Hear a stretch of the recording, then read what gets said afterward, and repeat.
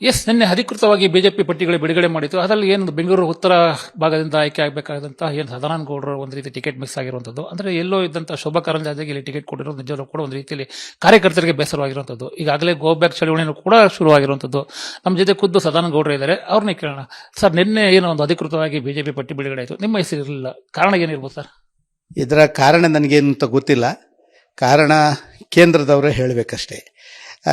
ನಾನು ನಿನ್ನೆ ನಮ್ಮ ಇನ್ಚಾರ್ಜ್ ರಾಧಾಮೋಹನ್ ದಾಸ್ ಅಗರ್ವಾಲ್ರಲ್ಲಿ ಮಾತಾಡಿ ಅವರು ಕರೆಸಿದ್ರು. ನಾನು ಸುಮಾರು 1.25 ಗಂಟೆಗಳ ಕಾಲ ಮಾತಾಡಿದೆ.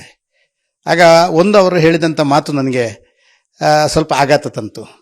ಅವರು ಹೇಳಿದ್ದು, ನಿಮ್ಮ ರಾಜ್ಯದ ಅಧ್ಯಕ್ಷರೇ ನಿಮ್ಮ ಹೆಸರನ್ನು ಉಲ್ಲೇಖ ಮಾಡಲಿಲ್ಲ, ಅದರ ಬದಲು ವಿವೇಕ ರೆಡ್ಡಿ ಹೆಸರನ್ನು ಉಲ್ಲೇಖ ಮಾಡಿದರು ಅಂತೇಳಿ. ಇದು ಬಹುಶಃ ಒಬ್ಬ ರಾಜ್ಯದ ಅಧ್ಯಕ್ಷ ಅವರಿಗೆ ಬಂದಂಥ ವರದಿ, ಕೋರ್ ಕಮಿಟಿ ಅಂತ ಬಂದಂಥ ವಿಚಾರಗಳನ್ನೇ ಅಲ್ಲಿ ಇಡಬೇಕಾಗಿತ್ತು. ಅವರು ಹೇಳಬೇಕಾಗಿತ್ತು ಏನು ಅಂತ ಹೇಳಿದ್ರೆ, ಇಂಥ ಹೆಸರು, ಒಂದೇ ಹೆಸರು 100% ಸದಾನಂದ ಗೌಡರದ್ದು ಬಂದಿದೆ, ಅದನ್ನೇ ಮಾಡಬೇಕು ಅಂತ ಹೇಳೋ ಒಂದು ಒತ್ತಡ ಮಾಡಬೇಕಿತ್ತು.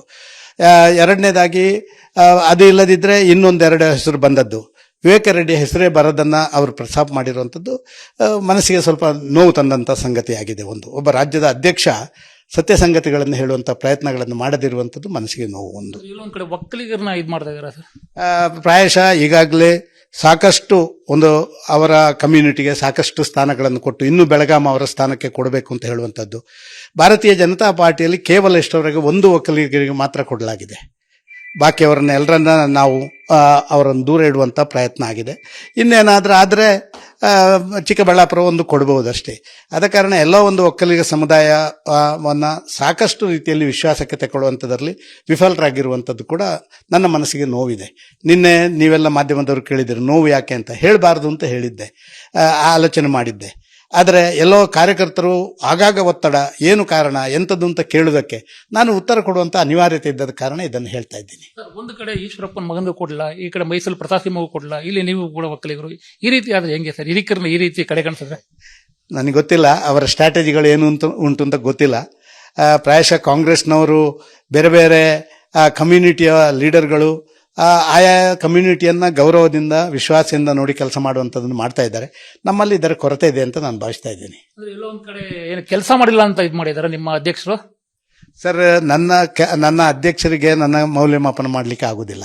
ನನ್ನ ಮೌಲ್ಯಮಾಪನ ಮಾಡಬೇಕಾದರೂ ನನ್ನ ಲೋಕಸಭಾ ಕ್ಷೇತ್ರದ ನನ್ನ ಕಾರ್ಯಕರ್ತರು, ಅವರು 100ಕ್ಕೆ 100 ಜನ, ಒಂದು ಕೂಡ ಯಾರು ಆಸ್ಪಿರೆಂಟ್ ಇದ್ದಾರೆ ಅವರು ಕೂಡ ಸದಾನಂದ ಗೌಡರು ಇಲ್ಲದಿದ್ದರೆ ನನಗೆ ಕೊಡಿ ಅಂತ ಹೇಳುವಂಥದ್ರ ಇದಕ್ಕಿಂತ ದೊಡ್ಡ ಸರ್ಟಿಫಿಕೇಟ್ ನನ್ನ ಕೆಲಸದ ಬಗ್ಗೆ ಯಾರು ಕೊಡಬೇಕು ಸರ್? ಎಲ್ಲಿಯೂ ಕನ್ಫ್ಯೂಷನ್ಸ್ ಇಲ್ಲ, ಎಲ್ಲಿಯೂ ಗೊಂದಲಗಳಿಲ್ಲ. ಬೇರೆ ಬೇರೆ ಭಾಗದಲ್ಲಿ ನಮ್ಮಲ್ಲೇ ಆಂತರಿಕವಾದಂಥ 2 ವಿಭಾಗಗಳಿದ್ರೂ ಕೂಡ ಸದಾನಂದ ಗೌಡರ ಬಗ್ಗೆ ಯಾರ್ದು ಇಲ್ಲ. ನೀವು ನೋಡ್ತೀರಿ, ಬೆಳಗಿಂದ ಬಂದಂಥ ಜನ, ಬೆಳಗಿಂದ ಇಷ್ಟ ತನಕ ನಾನು ಕನಿಷ್ಠ 100-150 ಜನರಿಗೆ ಆನ್ಸರ್ ಮಾಡಿದ್ದೀನಿ, ಅವರನ್ನು ವಿಶ್ವಾಸದಿಂದ ಕಳಿಸಿದ್ದೀನಿ.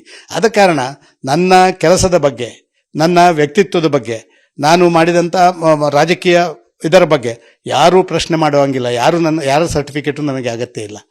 ಆದ ಕಾರಣ ಎಲ್ಲ ಒಂದು ಕಡೆ ನಮ್ಮ ಸಂಘಟನೆಯಲ್ಲಿ ತಗೊಳ್ಬೇಕಾದಂಥ ನಿಲುವುಗಳೆಲ್ಲ ಆಗ್ತಾ ಇರುವಂಥ ಹಿನ್ನಡೆಗಳು ಇದು ಗಂಭೀರ ಸ್ವರೂಪದ್ದು ಅಂತ ನಾನು ಭಾವಿಸ್ತಾ ಇದ್ದೇನೆ. ಇದನ್ನು ಸರಿ ಮಾಡುವಂಥ ಕೆಲಸ ಕಾರ್ಯಗಳು ತಕ್ಷಣ ಆಗಬೇಕಾಗಿದೆ. ಶೋಭಾ ಕರಂದ್ಲಾಜೆ ಬೆಂಗಳೂರು ಉತ್ತರಕ್ಕೆ ಬಂದಿದ್ದಾರೆ, ಯಾವ ರೀತಿ ನಿಮ್ಮ ನಡೆ ಇರುತ್ತೆ ಸರ್? ನಮ್ಮ ಪಕ್ಷದಿಂದ ಅವರ ಅಧಿಕೃತ ಅಭ್ಯರ್ಥಿ ಆದ ಕಾರಣ ಅಧಿಕೃತ ಅಭ್ಯರ್ಥಿಗೆ ಏನು ಮಾಡಬೇಕು ಅದನ್ನು ನಾವು ಮಾಡಬೇಕು, ಅದರಲ್ಲಿ ಯಾವುದೇ ವ್ಯತ್ಯಾಸಗಳಿಲ್ಲ. ಅಂದ್ರೆ ಈಗಾಗಲೇ ನಿಮ್ಮ ಕಾರ್ಯಕರ್ತರು ಕೂಡ ಗೋ ಬ್ಯಾಕ್ ಚಳವಳಿ ಶುರು ಮಾಡಿದ್ದಾರೆ. ನನ್ನ ಕಾರ್ಯಕರ್ತರು ಗೋ ಬ್ಯಾಕ್, ನಾನು ಯಾವುದೇ ಅಂಥದ್ದಕ್ಕೆ ನಾನು ವಿರೋಧ ವ್ಯಕ್ತಪಡಿಸಿದ್ದೇನೆ. ನಿನ್ನೆ ಕೂಡ ಇದೆಲ್ಲ ಮಾಧ್ಯಮದಲ್ಲಿ ಬಂದು ಸಾಕಷ್ಟು ಕಡೆಗಳಲ್ಲಿ ಇದರ ಬಗ್ಗೆ ಗೋ ಬ್ಯಾಕ್ ಚಳವಳಿಗಳನ್ನು ಮತ್ತೊಂದು ಮಾಡಬೇಕು ಅಂತ ಹೇಳಿದಾಗ, ಇಲ್ಲ, ಇದು ಅಧಿಕೃತ ಘೋಷಣೆಯಾದ ನಂತರ ನಾವೆಲ್ಲ ಪಕ್ಷದ ಕಾರ್ಯಕರ್ತರು ಅದು ಸರಿಯಾ ತಪ್ಪೋ, ಮನಸ್ಸಿಗೆ ಹಿತವೋ ನೋವೋ, ಆ ಪ್ರಶ್ನೆಗಳನ್ನು ಬಿಟ್ಟು ನಾವು ಕೆಲಸ ಮಾಡಬೇಕು ಅಂತ ಹೇಳುವಂಥ ಆದೇಶಗಳನ್ನು ನಾನು ಮಾಡಿದ್ದೀನಿ. ಕೊನೆಯದಾಗಿ ಮುಂದಿನ ನಡೆ ಏನು ಸರ್ ನಿಮ್ದು?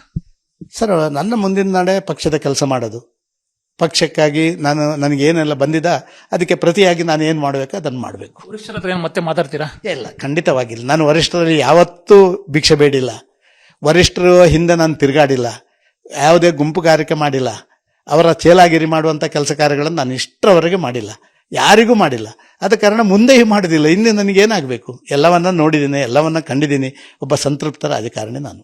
ಇದಿಷ್ಟು ಏನೋ ಸದಾನಂದ ಗೌಡರ ಮಾತು. ಎಲ್ಲೋ ಒಂದ್ ಕಡೆ ರಾಜ್ಯಾಧ್ಯಕ್ಷರು ನಮ್ಮ ಹೆಸರು ಕೈ ಬಿಟ್ಟಿರೋದು ನಿಜವಲ್ಲೂ ಕೂಡ ನನಗೆ ಬೇಸರ ತಂದಿದೆ ಅಂತ ಹೇಳಿಕೆ ಕೊಡ್ತಿರೋದು. ಕ್ಯಾಮರಾ ಪರ್ಸನ್ ನಾಗೇಶ್ ಜೊತೆ ಮಹೇಶ್, ವಿಸ್ತಾರ ನ್ಯೂಸ್, ಬೆಂಗಳೂರು.